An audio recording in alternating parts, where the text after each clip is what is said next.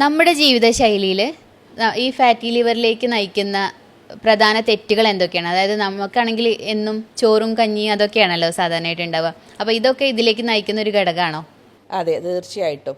പണ്ട് കൂടുതലായിട്ട് എല്ലാവരും പറയാറുള്ളത് മദ്യം കഴിക്കുന്ന ആളുകളിലാണ് ഈ ഫാറ്റി ലിവർ വരാറുള്ളത്.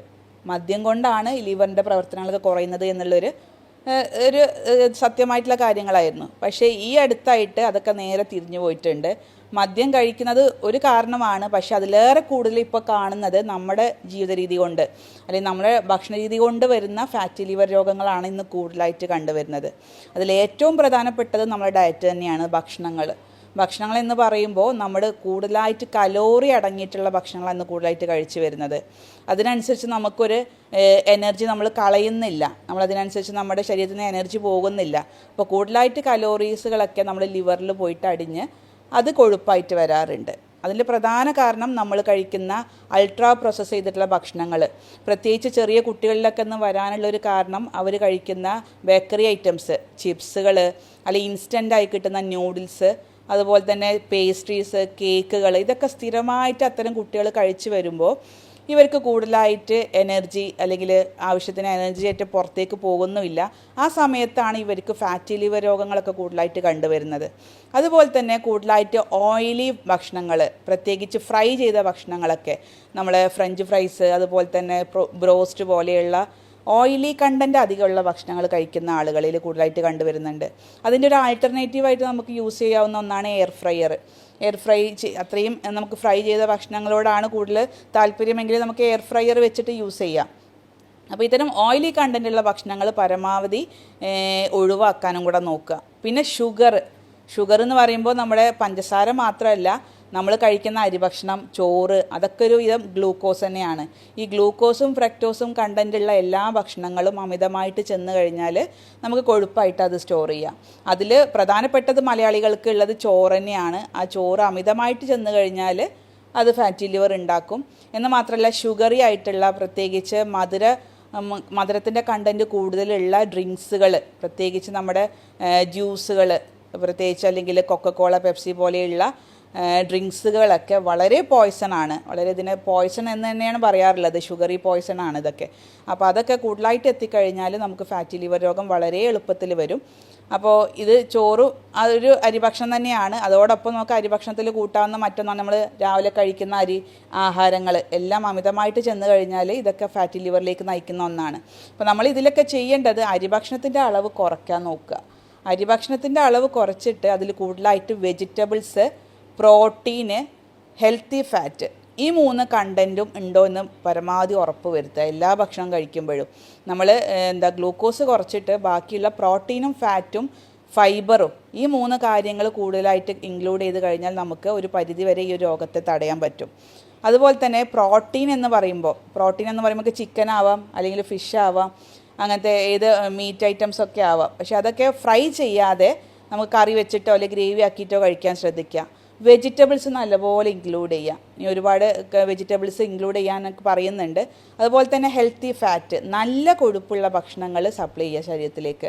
ചീത്ത കൊഴുപ്പ് ഒഴിവാക്കിയതിന് ശേഷം നല്ല കൊഴുപ്പുള്ള ഭക്ഷണങ്ങൾ, പ്രത്യേകിച്ച് നട്ട്സുകൾ, അല്ലെങ്കിൽ അവോക്കാഡോ, നമ്മൾ ബട്ടർ ഫ്രൂട്ട് എന്ന് പറയുന്നത്, അല്ലെങ്കിൽ നമ്മുടെ നെയ്യ്, ബട്ടർ, അതൊക്കെ വീട്ടിലുണ്ടാക്കിയ ബട്ടറും നെയ്യൊക്കെയാണ്, അതും ഇൻക്ലൂഡ് ചെയ്യാം. ഇത്തരത്തിൽ ഈ ഒരു കോമ്പിനേഷനിൽ ഭക്ഷണം കഴിക്കുകയാണെങ്കിൽ നമുക്കൊരു പരിധിവരെ ഫാറ്റി ലിവർ ഒഴിവാക്കാൻ പറ്റും. അപ്പോൾ ഈ ഒരു രീതി കൊണ്ടാണ്, നമ്മുടെ ഭക്ഷണ രീതി തെറ്റായിട്ടുള്ള ഒരു ഭക്ഷണ രീതി കൊണ്ടാണ് നമുക്ക് അധികവും മലയാളികളിൽ ഫാറ്റി ലിവർ കോമൺ ആയിട്ട് കണ്ടുവരുന്നത്. വേറൊരു കാരണം മരുന്നുകളാണ്. മരുന്നുകളെന്ന് പറയുമ്പോൾ നമ്മൾ അനാവശ്യമായിട്ട് ഉപയോഗിക്കുന്ന മരുന്നുകൾ, പ്രത്യേകിച്ച് നമ്മൾ പെയിൻ കില്ലേഴ്സൊക്കെ അനാവശ്യമായിട്ട് ഉപയോഗിക്കുന്നവർ, പാരസിറ്റമോൾ അനാവശ്യമായിട്ട് ഡോക്ടറുടെ ഉപദേശപ്രകാരം ഇല്ലാതെ കഴിക്കുന്ന ആളുകളിൽ, അതുപോലെ തന്നെ നമുക്ക് കോൺട്രാസെപ്റ്റീവ് പിൽസുകൾ, ഗർഭനിരോധന മാർഗ്ഗങ്ങൾ ഒരുപാട് കാലം ഉപയോഗിക്കുന്ന ഹോർമോണൽ പിൽസുകൾ ഉപയോഗിക്കുന്ന ആളുകളിൽ കണ്ടുവരുന്നുണ്ട്.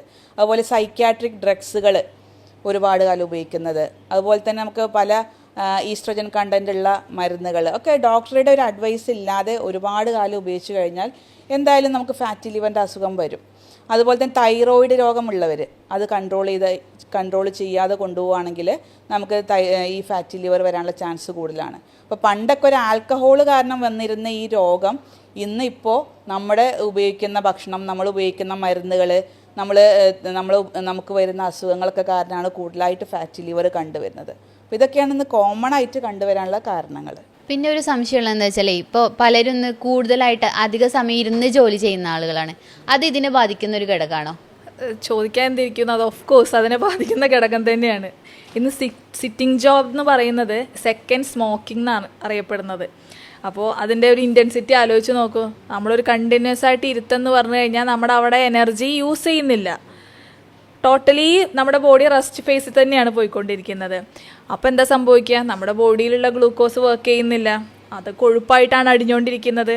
ഓഫ് കോഴ്സ് അത് ഫാറ്റി ലിവർ എന്നുള്ള കണ്ടീഷനിലേക്ക് മാറുന്നുണ്ട്. അതുകൊണ്ടാണ് ഇപ്പോൾ നമ്മൾ ഇപ്പോൾ ഇതിൻ്റെ കണ്ടിന്യൂഷനായിട്ട് തന്നെ പറയട്ടെ, ആൽക്കഹോളിക് ഫാറ്റി ലിവർ ഉണ്ടായിരുന്നു, അതുപോലെ തന്നെ നമ്മളതിനെ നോൺ ആൽക്കഹോളിക് ഫാറ്റി ലിവർ എന്നുള്ള രീതിയിലും രണ്ടായിട്ടായിരുന്നു തരംതിരിച്ചിട്ടുണ്ടായിരുന്നത്. എന്നാൽ ഇന്നിപ്പോൾ പഠനങ്ങൾ പറയുന്നത് ഈ നോൺ ആൽക്കഹോളിക് ഫാറ്റി ലിവർ എന്നുള്ളത് മാറ്റിയിട്ട് metabolic dysfunction fatty liver disease എന്നുള്ളതായിട്ട് ചേഞ്ച് ചെയ്തിട്ടുണ്ട്.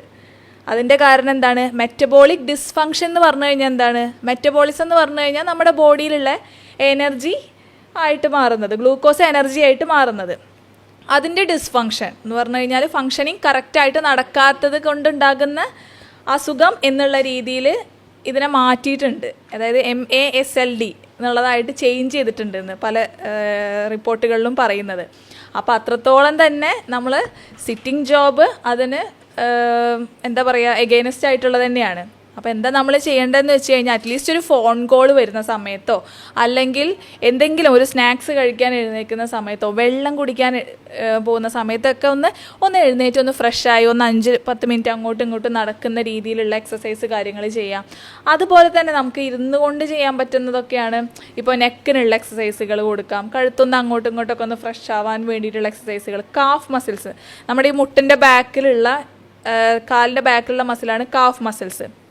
അതിനുള്ള എക്സസൈസ് കാര്യങ്ങൾ ചെയ്യാൻ പറ്റും. അതൊക്കെ ചെയ്ത് കഴിഞ്ഞാൽ തന്നെ നമ്മുടെ ഈ ഇൻസുലിൻ റെസിസ്റ്റൻസ്, ഡയബറ്റിക്കൊക്കെ ഉള്ള ആൾക്കാരാണെന്നുണ്ടെങ്കിൽ ഏറ്റവും നല്ലതാണ് ഈ ട്രങ്കൽ എക്സസൈസ്. അതുവഴി ഡയബറ്റിക് കുറയ്ക്കാനും ഓട്ടോമാറ്റിക്കലി അതിനെ അസോസിയേറ്റ് ചെയ്തിട്ടുള്ള ഫാറ്റ് ലിവർ കുറയ്ക്കാനൊക്കെ ഇത്തരത്തിൽ ഇരുന്ന് ജോലി ചെയ്യുന്ന ആൾക്കാർ ശ്രദ്ധിക്കേണ്ട കാര്യങ്ങളാണ്.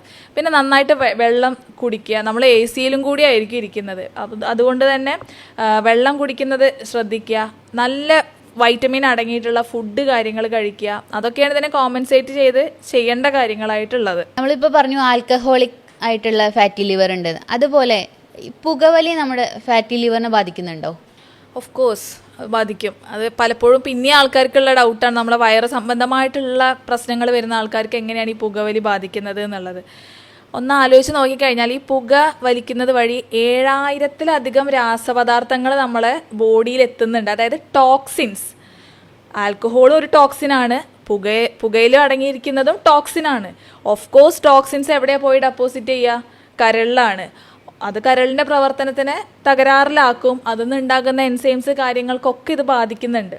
അത് കൂടാതെ തന്നെ ഓക്സിഡേറ്റീവ് സ്ട്രെസ് എന്ന് പറയുന്നൊരു ഘടകം കൂടെ ഉണ്ട്. അതിപ്പോൾ ഈ പുകവലി പറഞ്ഞപ്പോൾ പറയാം, ഉറക്കക്കുറവുള്ള ആൾക്കാർക്കൊക്കെ വരുന്നതാണ്. എന്തുകൊണ്ടാണ് ഉറക്കക്കുറവ് ഫാറ്റ് ലിവറിനെ ബാധിക്കുന്നത് എന്നുള്ളൊരു ക്വസ്റ്റ്യൻ വരുമ്പോൾ വരുന്നതാണ്. ഈ പുകവലിയും ഉറക്കക്കുറവൊക്കെ ഓക്സിഡേറ്റീവ് സ്ട്രെസ് എന്ന് പറയുന്നൊരു കണ്ടീഷൻ കൂടെ ഉണ്ടാക്കുന്നുണ്ട്. ഇതും എന്താണ്, ഫാറ്റ് ലിവറിനെ ബാധിക്കുന്ന കാര്യങ്ങളാണ്. അപ്പോൾ മാക്സിമം അൺഹെൽത്തി ആയിട്ടുള്ള ഹാബിറ്റുകൾ ഒഴിവാക്കുന്നത് തന്നെയാണ് നല്ലത്. സ്മോക്കിംഗ് ആണെന്നുണ്ടെങ്കിൽ ശരി, ആൽക്കഹോൾ ആണെന്നുണ്ടെങ്കിൽ എക്സസീവ് യൂസ് ഓഫ് ഈ ചായ കാപ്പി അത് ആണെന്നുണ്ടെങ്കിലും ശരി, അതുപോലെ തന്നെ ഉറക്കം കാര്യങ്ങളാണെന്നുണ്ടെങ്കിലും കറക്റ്റാക്കിയിട്ട് പ്രോപ്പറായി കൊണ്ടുപോകുന്നതായിരിക്കും എന്തുകൊണ്ടും നല്ലത്.